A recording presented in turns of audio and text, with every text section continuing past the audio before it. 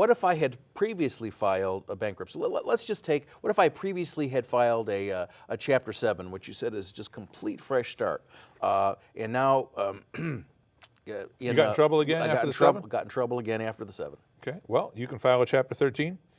If it's been more than 4 years, then you can do a less than payment in full case. You can get a discharge. You can pay 10%, 20%, whatever your budget allows. Well, by reverse implication, that means then if I file it within 4 years, it almost sounds like you're saying I have to pay back 100% of everything. Well, you either can pay back 100% or you can pay less than that. You're just not going to get a discharge.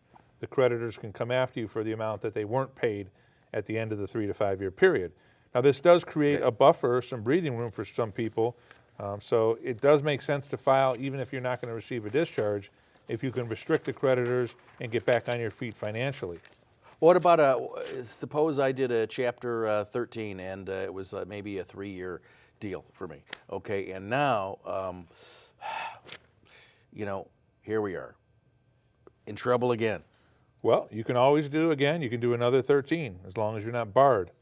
But the problem is you're not going to get a discharge. But you might not need a discharge. If your debt isn't that excessive, you can pay them back in full. So if I've completed a Chapter 13, I can't file another Chapter 13 and get it discharged. Right. Well, there's time frames. Okay, what's the time frame? I believe it's 6 years on that. So after 6 years, I can do that? Yes. Okay, what about a Chapter 7? Chapter 7 you could file every 8 years. So so let's say I just, I just completed my Chapter 13 here, and now, 2 years down the line, hey, lost my job, got in trouble, I can't do a Chapter 7? No 7.